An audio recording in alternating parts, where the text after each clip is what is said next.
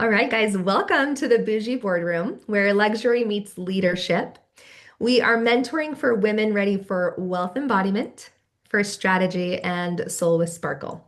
I'm Brianna Anderson, CEO of Universal Love Academy. I'm also an author, a speaker, and a coach. I love to help people learn how to shift into their most powerful and authentic selves.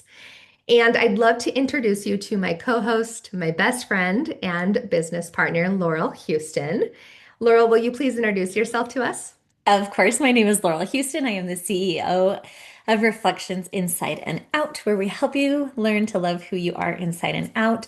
I am Mhm. a somatic breath coach, retreat facilitator, mentor, and speaker. And I'm so filled with excitement for this episode, Brianna, that we're just going to Oh. dive right into it. Like, this is episode 3. Listen to our bios from previous ones. Let's get into this. Agreed. So if you don't think we're cool by now, you will, but this is about you. So let's go. So today's subject is identity and what is it really? Right. So with that conversation, I would love so much, Laurel. I'm actually going to let you kick it off. Let's go deep. Let's be us and let's open the conversation of identity and what is it really? Okay, so these are, as I was writing down notes and kind of trying to take into this, I was like, okay, I actually feel like our identity goes through different, not just ages and stages, Mhm. but that we have, and yes, I have a background in psychology, but I'm kind of staying, so you'll hear some of the woo, you'll hear kind of some of the psychology, all the things. But Mhm. what I got down to it is, how do you accept yourself in the moment? And and I say it that way because there are times in everyone's life that they accept that they are that person in quotes Yeah. around certain types of people, but in this other place, they're a different person. And some people go through their entire life knowing who they are, what they want. Like they don't ever have to question who Yeah. they are. So for me, part of identity and is who do you accept that you are? Mhm. Because if it's about acceptance, it's allowed to change, it's allowed to progress, and it's allowed to shift and improve. Oh, yeah. And so I know you're not supposed to define things by what they're not, but I am going to anyways, because here's what identity is not. Mhm. Identity is not proving, it's Mhm. not earning, Mhm. it's not having to justify your existence. Yes, true. And so to me, that is not part of identity. If you have to, because Mhm. that's not acceptance. And so that's the beginning of my thoughts. What about you? I love that you said we're going to define what it's not so that we can get into what it is, because I actually took notes here. I'm like, they need to know this. In my experiences, my biggest breakthroughs came through understanding I am not my experiences. Many people identify with their experiences so deeply that it causes a sensation or feeling or subconscious programming based on that one experience, right? And so most people will identify with an experience. Okay, so it's not that. Hmm. Number two, the other thing that I realized identity is not the labels other people gave you. So in childhood, it starts there, right? Like you're on the playground in childhood and someone's like, you're a jerk. And then you accept that belief as I am a jerk or I am a fill in the blank. So labels that other people give us, I've learned that most people will take on labels the world gives them more than they're willing to create those labels for themselves. Well, So that's it's easier. right. It's not the names that you're called by the outside world, which I think feeds into what you're saying, which is I don't need to prove, I don't need to be these things. Just because you say that I am that does not mean I have to subscribe. Hmm. So it's not that. So this was as I was preparing for this, I've said this for oh my since college, so almost 20 years now. Do Yeah. not confuse your insecurity Oh, yes. with my judgment. Mm-hmm.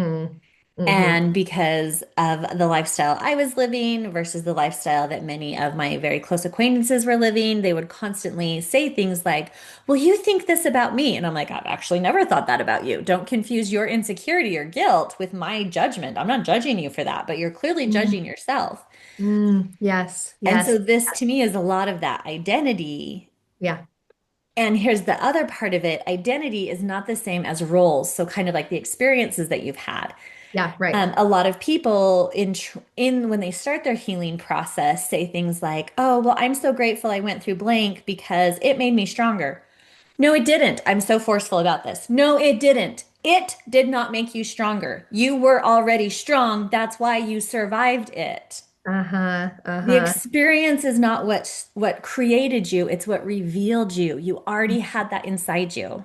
Mm-hmm. Mm-hmm. Yeah. And I don't know, I have been in the past in abusive relationships. Uh-huh. Yes. And when I gave my power to, oh, I am choosing to be grateful that I went that through that because it made me stronger. No, it didn't. It gave me really horrible coping skills and huge insecurities. Okay. Mm. Yeah, I absolutely. survived the experience Yeah, because right. I was already strong. And so that's when I Mm-hmm. hear you saying it's not your experiences, that's where I go with that because my experiences are just things that I went through, but I was able to go through them because of who I am, not just what I did. I love that. Because then you had the belief that I am strong, which showed like it flips it on its head, right? But Hmm. you have to look at the psyche. I remember before being in this age and stage of my consciousness, you probably relate to this a lot. I was just learning about things like archetypes, right? Like you have a psychology license, you have all these things that you've studied, right? For me, that was archetypes and learning how the archetypes run our psyche. And I'm like, okay, cool. So if someone understands their archetypes, then they're understanding the way they relate to themselves. So you probably have had experiences where you grab some kind of teaching that you can relate to that you're constantly asking like, why do I relate to this but not to that? And I would answer and say that's identity, right? Like identity is also how we relate to our friends. It's how we do or don't relate to people. It's how we relate to, I would dare say identity is what creates the foundation for all relationships of all things. It's the hub of all relationships in general. Well, right, because if you are only using other people's labels, that's going to directly affect your relationship. Hmm.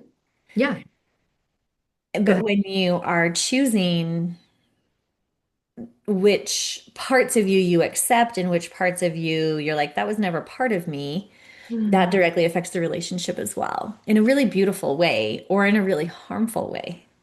Depending on where you stand on like the ladder, right? Mhm. Oh, that's so good. So I'm gonna let you go into, so we've got a clear understanding of like where it maybe our listeners are thinking, okay, it's not this, and they're having epiphanies, I'm sure, of like, holy cow, then what the heck is identity? So I'm curious to hear what you have explored that has really helped you understand identity as a whole. Hmm.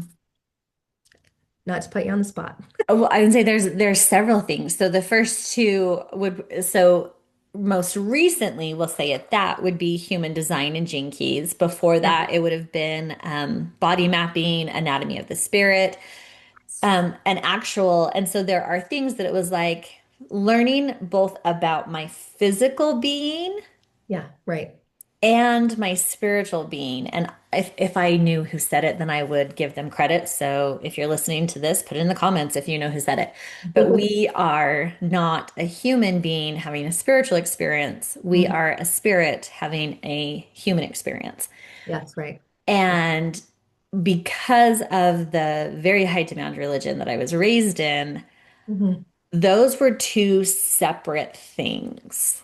Yeah, right. Hmm. And so to come more into the spiritual realm where it is all about the mind, body, soul connection, Hmm. I had to re-identify my identity.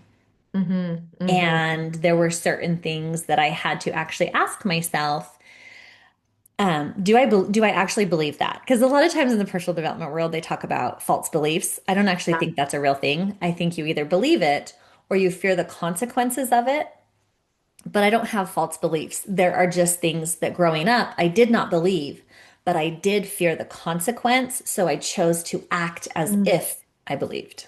Hmm. Yeah, totally. I can see that. And so un a lot of unpacking, a lot of journaling. Hmm.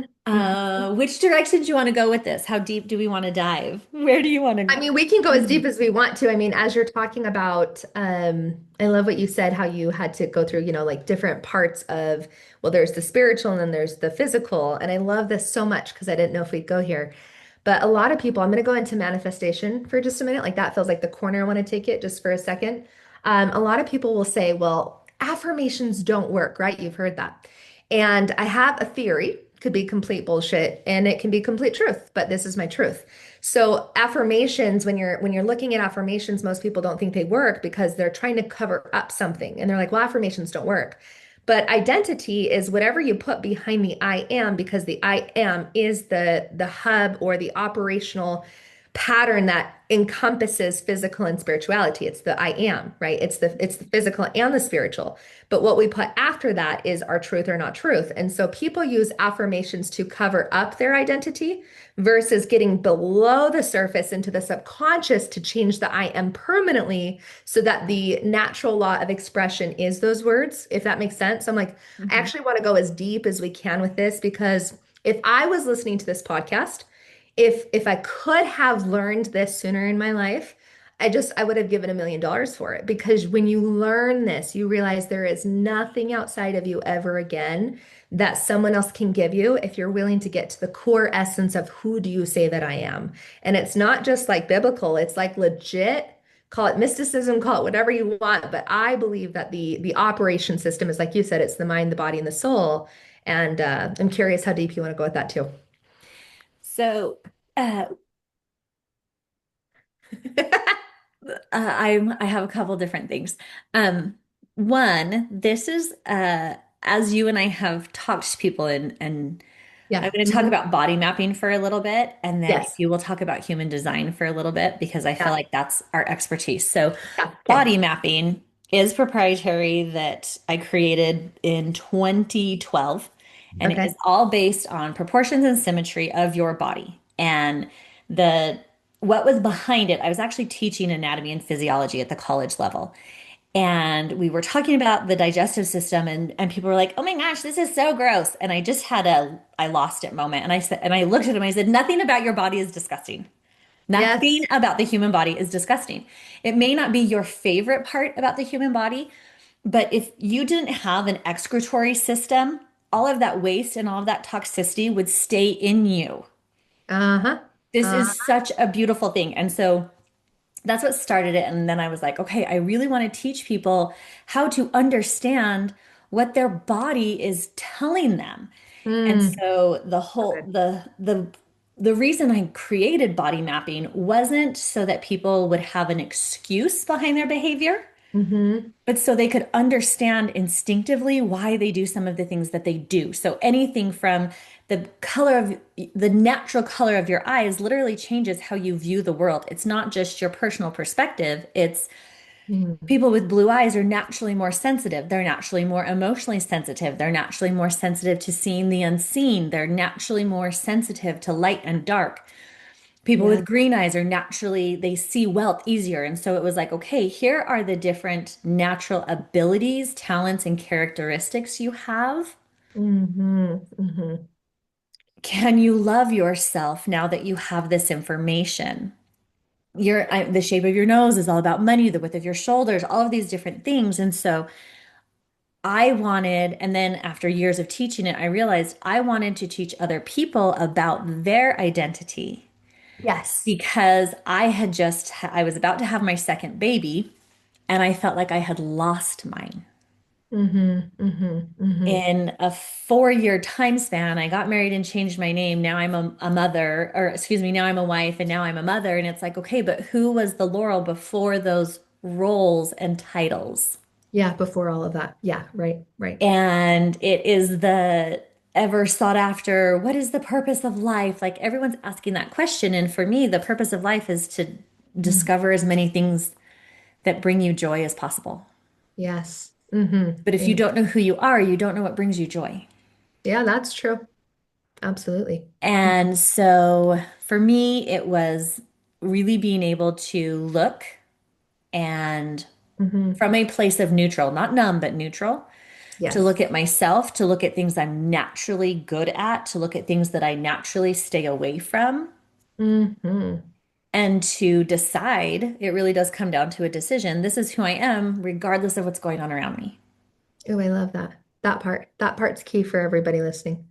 to decide. Because I think what I hear you saying when you say that is the power is inside. Like you Hmm. don't have to wait for the world to decide it, right? No, and that regardless of the belief system that sparks identity, you have to decide because you can go through the rest of your life with other people not agreeing with your decision, but Hmm. does that change your decision? Hmm. Yeah, that's so good. That's so juicy. I actually wrote that down as one of the things I wanted to talk about is like you actually can claim an identity you've not yet experienced. And I don't know that everyone knows that. And so if you're like a hardcore journaler, I would actually write that down like because what she's saying is so potent because regardless of circumstance, the power stays within her, within me, and within you, and you can actually claim an identity prior to experiencing it. So I'll give you a beautiful example, and I love that Laurel's witnessed this within me, and I've witnessed it within her. Is claiming, for example, a speaker and author before actually having ever published my book. And people are like, what? You haven't done that yet. And it's because I understood what we're teaching you guys today. If you can accept and I love that she started with acceptance, so full circle, if you can accept the identity if you will accept it, it's actually a law of the universe, the law of natural expression. You will naturally express based on who you think you are. And so you'll express, and if you don't like how you're expressing, you can actually claim an identity that's not been experienced yet. Now, most people would say, well, isn't that imposter syndrome? And the answer is no. And here's why. Because when you claim something, you're using your conscious choice. Like everyone knows the word agency, but no one's like actually using it. Isn't that funny? So the way I just love that you say that because I want every listener to really just know that you can claim any identity and then you can experience it. But when I say claim, you have to accept it. And if it feels wonky in your nervous system, that just tells you where the gap might be. But closing that gap is really simple. When you know that you're not your experiences, you can let that go because you're experiencing and accepting this, if that makes any sort of sense. Hmm. Yeah. It does. So I wrote this down as you were talking because you kind of went into the manifestation world. And so one of the things that I love to teach my clients is first you name it, then you claim it, then you maintain it. You Yes. have to Mhm. name it, claim it, and maintain it. Yes. And Yes. so um, it's exactly what you're talking about. But I'm going to go the other side. Yeah. When Okay. you name, because Hmm. you brought up this example before, like if someone says, "Oh my gosh, you're so annoying," and you start to claim it was named, Yeah. Right. Laurel's annoying, it was named. Right. So I would have to claim, "Oh my gosh, I am so annoying." And then Hmm. I actually have to put forth enough effort to maintain that. Uh-huh. So Uh-huh. For here is sure. why some things affect our identity and some things don't, because we don't claim them. Yeah. We don't Right. claim it. And Uh-huh. so that can go, I'm going to just throw out random adjectives, so don't, but it's like for someone to name that they think someone is fat Hmm. or skinny, if that person doesn't claim that, then they don't maintain that.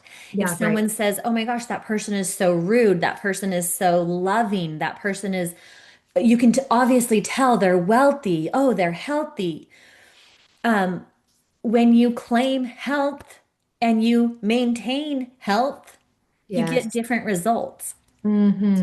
When you name, I'm so healthy, but you don't claim health as something that's yours, it becomes very hard to maintain. Yeah. You're chasing it. If you name wealth Hmm. and then you claim wealth, but you don't maintain it, Hmm. and that is part of the identity. And here's the reason why this is really important. There are some things that you no longer want to name and you no longer want to claim and you no Hmm. longer want to maintain. And so that's what you do. You stop maintaining it because that tells the universe she no longer claims it. And if she no longer claims it, then she no longer needs to be named as it. Yeah. This can work both directions. It's a way to bring things to you, but it's also a way for you to shift and change the way that you are viewed. Oh, this is good. I love that you brought that up in your paradigm and the way you see the world because we're coming upon 2026 next year. And, we live in a Western culture where it's really highly valued by a lot of people to put their goals down and to go chase them. And I think that you and I are in a completely different nervous system. And I don't want to speak for you, but I am pretty sure. And what I was dwelling on is like, wow, like imagine going into your new year. and I wrote this down too because I want to really nail in for what identity means for me when I teach human design and gene keys. I always teach people it's about identity before behavior.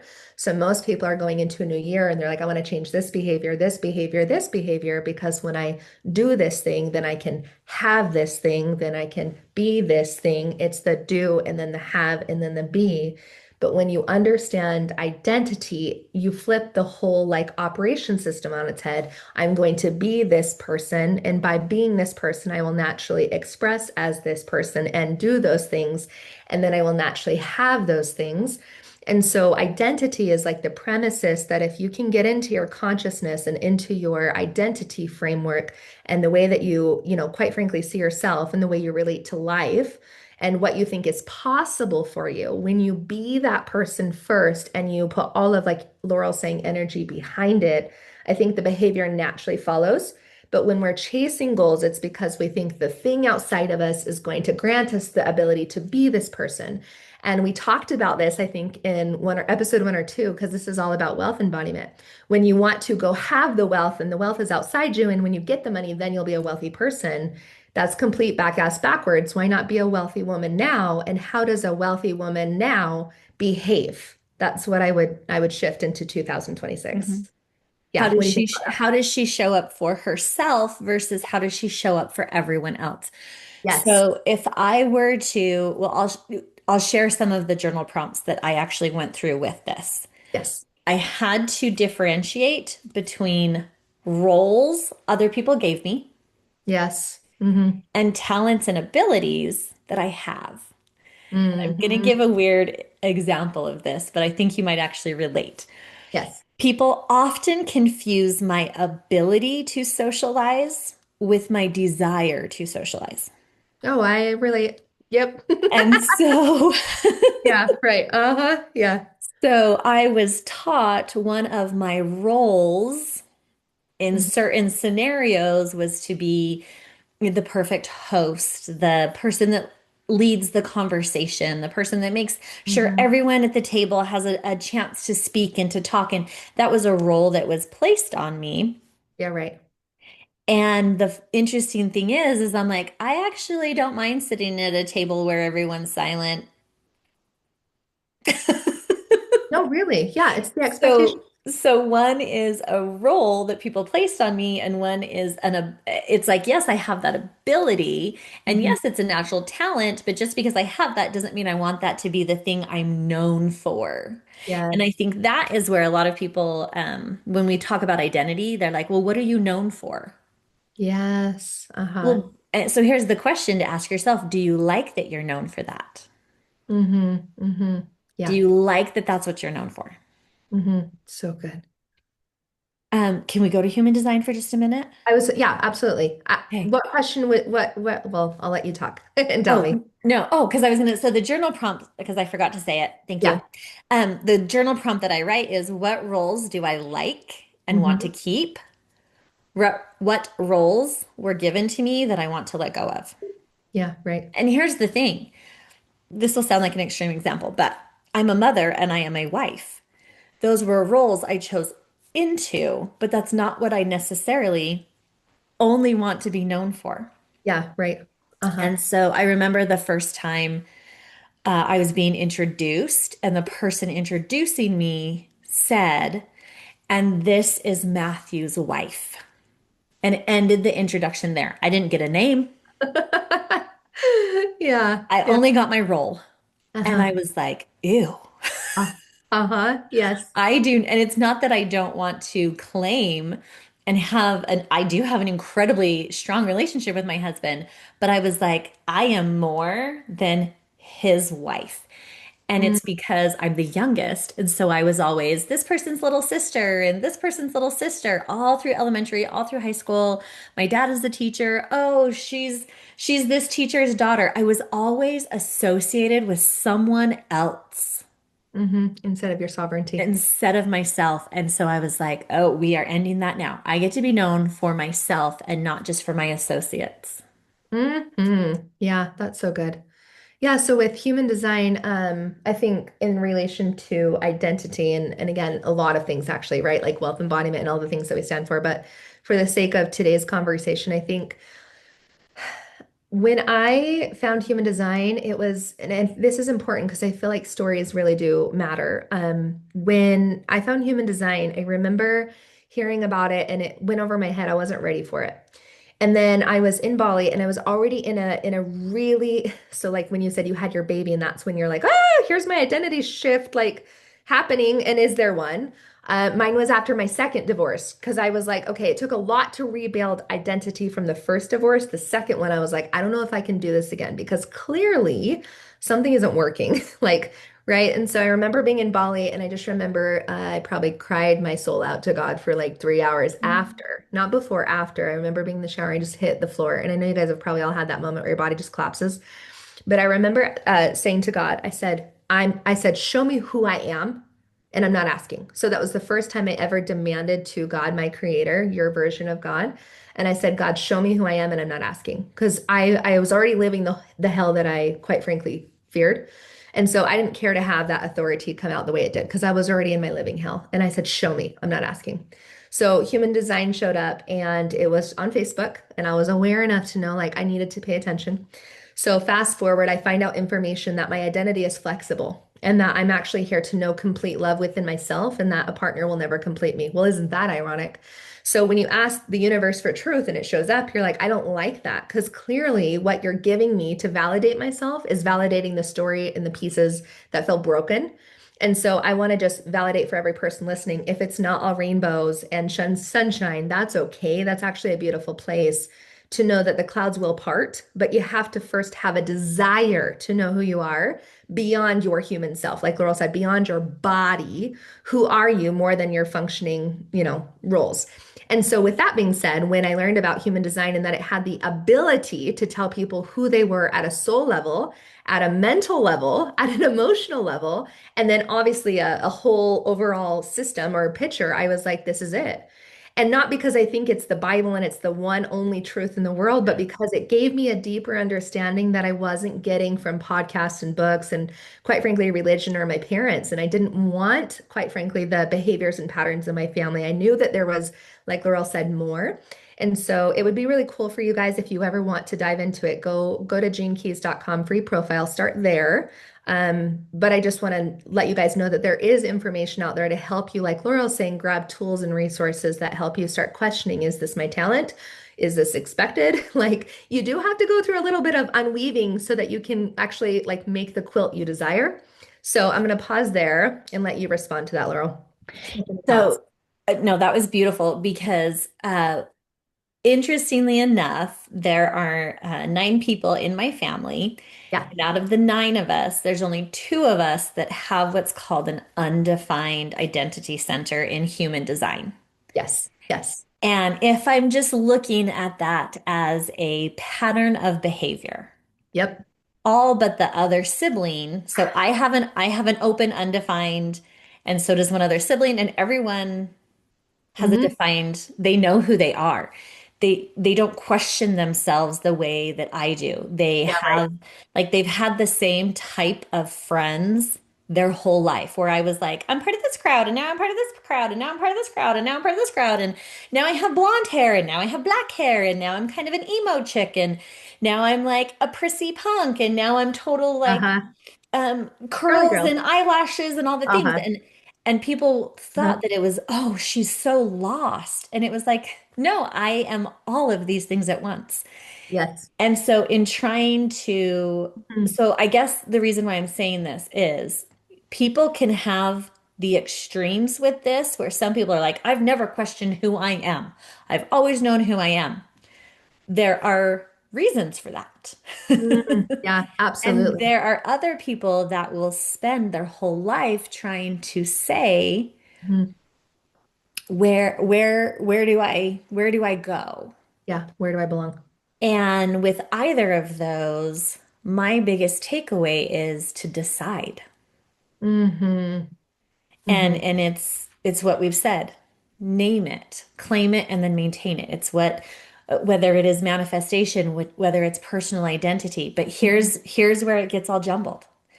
While you were in your process of naming and claiming and maintaining, if Hmm. you are also in a place of prove and justify and earn, Yeah, right. it is going to be very hard Hmm. to maintain and to claim because you're constantly going to be questioning. Yeah, absolutely. And so identity is internal, not external. Whether you have a fixed identity center or an open identity center, it doesn't matter, but it is internal and it Mm. is your decision and it is for you to decide. And when other people's validation is required, that's when you feel lost. That's when you don't know who you are. Hmm. Yes. Yeah. And so for me, identity, what is it really? It's back to it's you accepting the parts and pieces of you as Hmm. good and whole Hmm. and complete, Hmm.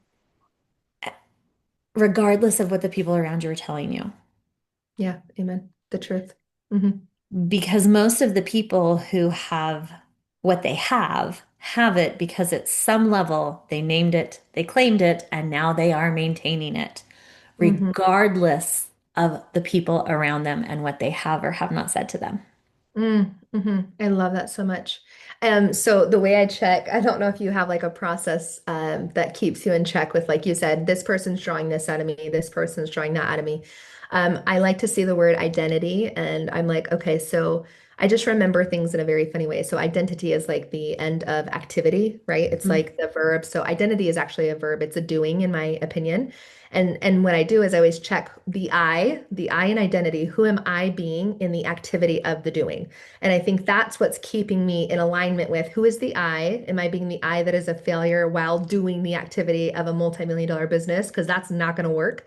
But it's like checking the I behind the doing or the activity. So when you think of identity, I want you to think of who is the I behind the activity, because you can do all the things, right? And you guys have all seen it. I know you have. You cannot be an expert in this field and watch people that will outwork you, outperform you, and don't have everything that you want, or they don't have everything that you have. And so I would even dare say that when you get clear on identity, I think it's the thing that allows life to be more easy and more simple, mm, because you're, like you're saying, you're not trying to outwork programs within you. Like you can't run from yourself. And so if you believe you're a failure and life keeps showing you that, it's like, okay, then change the identity behind what you're doing. Because a failure who's asking for $1 million or wealth, because that's this podcast, isn't going to be a vibrational match. Like Laurel says, you have to accept that you're claiming that. And not only are you claiming that thing, because it's easier to accept the thing than the identity of the person that holds that thing. And so I also want to separate that. But that was really good. Is there any last things that, yeah, go ahead. yes. So with wealth, I claiming that you are wealthy, Yeah.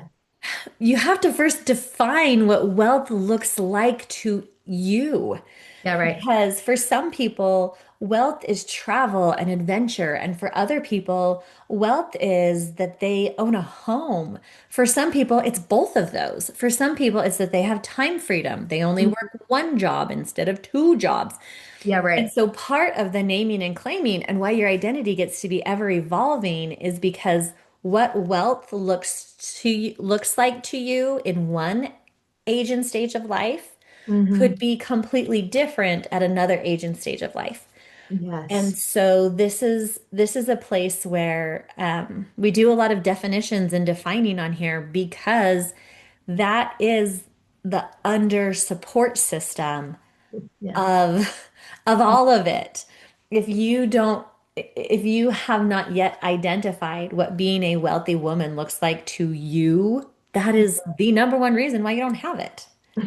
Yeah, right, If right. you open up GPS, but you don't give it a place to pin, all GPS does is follow you wherever you go. Hmm. Hmm. And so without actually claiming a destination, And you're in trouble. GPS doesn't really help you. Like, sure, you know what road you're on, but if you don't know where you're going, it doesn't matter what road you're on. Yeah. So, Hmm. identity is the place to start with this. And when you think of yourself as a wealthy woman, what does that look like? What does that feel like? Mm-hmm. And then take all of this and put it together. Yes, absolutely. And I think we've got just another minute or so and then we'll wrap it up. And I think that the last thing I want to say to you guys is that if you are going to start choosing new words that you're going to put after the I am, choose words that are not so normalized because then you won't roll your eyes with it, right? Like maybe you don't want to say I am wealthy and I am rich. But for me, one of my biggest shifts is choosing words that were like, they felt really yummy and like, wow, I never saw myself that way. For example, when I said I am prosperous, something turned on inside of me. I was like, wow, why didn't I use that word before? So I think, like Laurel's saying, just to back it up, you got to really find what works for you. And the last thought that I have is just like Laurel said, maybe there are some of you that don't relate to asking, who am I? That's perfect. But if you don't have everything that you want in your life right now, you have room for growth. Like genuinely, right? Would you agree with that? Absolutely. Yeah.